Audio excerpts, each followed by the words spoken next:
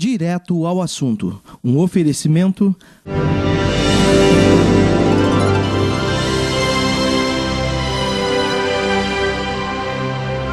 Arquiteus. Soluções inteligentes em arquitetura e em design de interiores.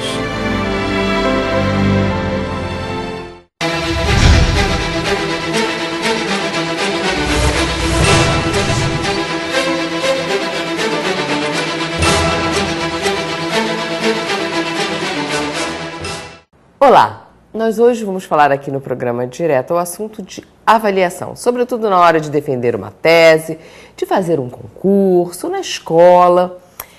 É aquela velha história. Será que o hábito faz o monge? Será que não basta ser a mulher de César, mas tem que parecer ser a mulher de César? O fato é muito comum. As pessoas são julgadas, avaliadas pela aparência, ou mais do que isso, pela impressão que elas causam no outro. Vamos direto ao assunto com o Dr. Rubens Teixeira. Rubens, a primeira impressão é a mais importante, é a que fica, como é que é? A questão toda é que existem dois tipos de comportamentos a serem considerados.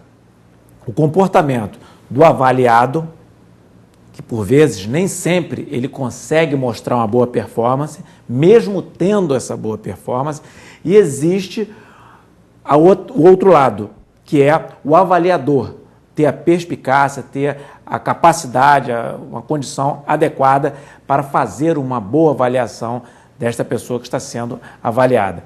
Então, essa interação é que produz o resultado da avaliação, e nem sempre esse resultado ele é o resultado mais justo, mais correto, um resultado perfeito. E uma avaliação negativa, ela pode deixar uma marca profunda para o resto da vida na pessoa? Pode.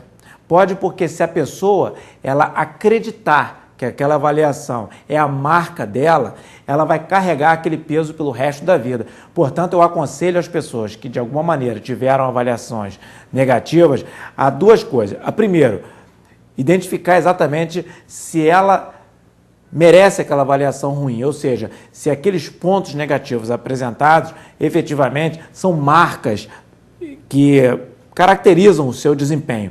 Se isto for verdade, a pessoa procurar melhorar. Agora, não podemos deixar de levar em conta que o avaliador também erra, e não erra poucas vezes.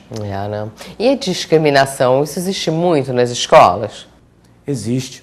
Existe por diversas razões, seja por uma avaliação mal feita do avaliador ou até mesmo pela inadequação da escola de ensinar aquele aluno e de atender às necessidades daquele aluno. Eu já fui mal avaliado algumas vezes em condições que eu não quero tirar a razão do meu avaliador, mas eu vou apresentar alguns dados aqui. Eu fui chamado de semi-idiota quando eu fui me matricular na terceira série do ensino médio, para me preparar também para alguns concursos. Na verdade, eu estava muito despreparado quando me matriculei, mas meses depois eu passei no concurso que eu pretendia e fui dos poucos que passaram naquele concurso, levando em conta todos os alunos da turma. Numa outra ocasião, quando ingressei numa instituição, eu fui mal avaliado, num primeiro momento, eu fui um dos piores avaliados, logo depois fui um dos melhores avaliados. Então, se você observar bem, será que eu melhorei substancialmente, deixei de ser um dos piores para ser um dos melhores, ou houve erro de avaliação? Já numa outra instituição que eu fiz parte, recebi uma avaliação medíocre, depois recebi uma avaliação excelente e fiquei com avaliação excelente. Quando eu fui fazer o doutorado, a instituição a qual eu era vinculado disse que minha universidade na qual eu fui estudar era uma universidade mediana, uma universidade que não era das melhores, mesmo essa universidade tendo grau 5 da CAPES, que era uma avaliação ótima, segundo a classificação da CAPES. E, por outro lado, a própria universidade, houve um parecer de que eu não tinha proficiência para fazer uma tese de doutorado, mesmo as minhas notas, todas as minhas notas, sendo boas. E, por fim, a minha tese de doutorado foi premiada, e publicou, inclusive, artigos sobre ela e no exterior, em revistas bem posicionadas no ranking de revistas científicas internacionais. Então, a gente observa que as avaliações, elas são importantes que aconteçam, mas eu sou muito desconfiado com as avaliações, especialmente quando elas trazem um estigma, ou seja, a avaliação ela é feita com uma premissa. As pessoas avaliadas elas são estigmatizadas. Tem que ter muito cuidado, porque às vezes o avaliador ele procede como um carrasco. Ele vai lá para destruir o avaliado, não vai para verificar o avaliado nem para auxiliá-lo a acertar no que ele precisa. E a aparência, ela é importante nesse processo? A aparência de uma pessoa, ela diz muito com relação àquela pessoa. Agora, que tipo de aparência? Eu não estou falando de beleza física sobre um estereótipo em relação ao outro. Eu estou falando da forma da pessoa se vestir. Ou seja, se uma pessoa se veste de uma maneira adequada, sendo o adequado para aquela empresa, para o cargo que ela vai exercer, se ela se cuida bem, ela vai naturalmente apresentar uma imagem de asseio, de zelo por si mesmo. A pessoa que ela não tem zelo consigo mesmo, dificilmente ela vai ter zelo no trabalho, porque às vezes o comportamento do relaxamento é um comportamento que a pessoa expressa na sua própria conduta pessoal. E isso, quem lê de fora, mesmo que seja uma leitura equivocada, o que passa é a imagem do relaxamento. Então, o bom cuidado consigo mesmo e o bom cuidado no trato com as pessoas é muito importante para receber uma boa avaliação de quem está observando. O hábito faz o monge? Ele não basta ser apenas o aspecto, vamos dizer assim, tal como um monge. Se vestir uma roupa de monge, se vai ser monge por causa disso. Não. Da mesma forma, quem veste uma boa roupa e quem se apresenta bem, não necessariamente vai ter bom desempenho.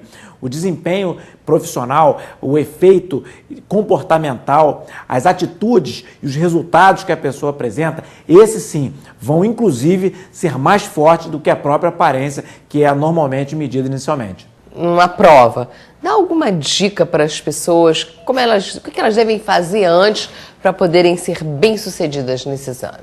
Bem, quando nós vamos ser avaliados, nós precisamos conhecer sobre que tipo de assunto nós vamos ser avaliados.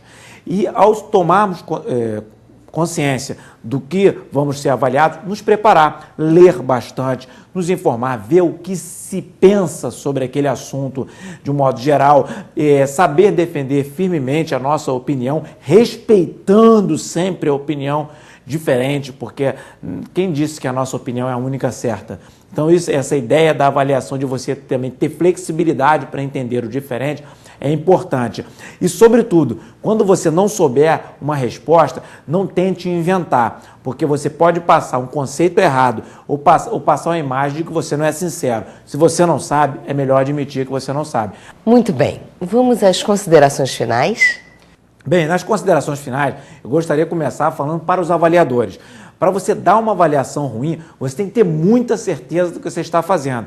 Você pode criar uma imagem ruim de uma pessoa e você sendo injusto. Você está atrapalhando a vida de uma pessoa e você pode estar atrapalhando o futuro de uma pessoa, que ela pode criar um estigma para ela mesma ou você criar um estigma para uma pessoa e isso vai gerar um prejuízo futuro para essa pessoa. Aos avaliados, sempre se preparem e saibam que os avaliadores também erram, como eu citei alguns exemplos que aconteceram comigo e que podem ter sido por conta de alguns erros de avaliação que foram feitos.